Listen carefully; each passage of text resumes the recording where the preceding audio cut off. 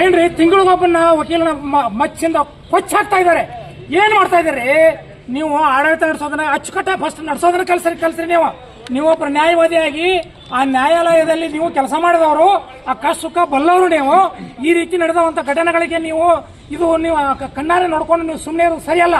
ಕಾನೂನಿನ ಕ್ರಮ ಕೈಗೊಳ್ತೀವಿ, ಅದನ್ನ ಮಾಡ್ತೀವಿ, ಇದನ್ನ ಮಾಡ್ತೀವಿ. ಪ್ರೊಟೆಕ್ಷನ್ ಆಕ್ಟ್ ಅದನ್ನ ಫಸ್ಟ್ ಹಿಂತಕೊಡ್ರಿ. ನೀವು ಅಲ್ಲಿರೋ ಆವಿನ ತರ ಒಂದು ಆಕ್ಟ್ ಅನ್ನ ಪಾಸ್ ಮಾಡ್ರಿ, ಒಂದು ಸ್ಟೇಬಲ್ ಒಂದು ಸ್ಟ್ರಾಂಗ್ ಆಕ್ಟ್ ಅನ್ನು ಮಾಡ್ರಿ.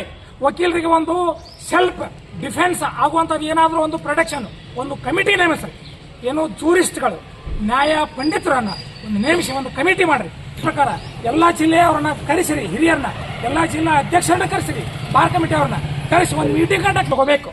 ಆಮೇಲೆ ಅವ ಮಾಡಿದಂತ ಕೃತ್ಯ ಆ ಅಕ್ಯೂಸ್ಡ್ಗೆ ಮರಣದಂಡನೆನೇ ಮಾಡಬೇಕು ಅಂತ ನಾವು ವಕೀಲರ ಪರವಾಗಿ, ಜಿಲ್ಲಾ ವಕೀಲರು, ವಿಜಯಪುರ ಜಿಲ್ಲಾ ವಕೀಲರ ಸಂಘದ ಪರವಾಗಿ ಮತ್ತು ರಾಜ್ಯ ವಕೀಲರ ಸಂಘದ ಪರವಾಗಿ ನಾನು ಕೇಳ್ಕೊಳ್ತೀನಿ. ಇದನ್ನ ಮಾಡಬೇಕು.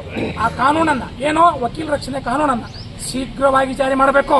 ಬಂದಂಗ್ ಮಾಡಿ ಏನೇನು ಹೇಳಿಕೆ ಕೊಟ್ಟು ಹಿಂಸರಿಯೋದು ನಮಗೆ ಸಮಾಧಾನ ಆಗೋದಿಲ್ಲ. ಒಂದು ಎರಡನೇದಾಗಿ ನಮ್ಮ ಹೋರಾಟನ ಯಾವುದೇ ಕಾರಣಕ್ಕೂ ನಾವು ಹಿಂದೆ ತಕ್ಕೊಳ್ಳೋದಿಲ್ಲ. ಮನವಿ ಪತ್ರ ಕೊಟ್ಬಿಟ್ಟು ಡಿ ಸಿ ಅವ್ರಿಗೆ ಏನೋ ಒಂದು ಹೇಳ್ಬಿಟ್ಟು ಡಿ ಸಿ ಅವರು ಕೊಟ್ಟು ಕಳಿಸ್ಬಿಡ್ತಾರೆ. ನಾವು ಸುಮ್ಮನೆ ಕುಂದಿತ್ತೇ ಮಾಡಲ್ಲ.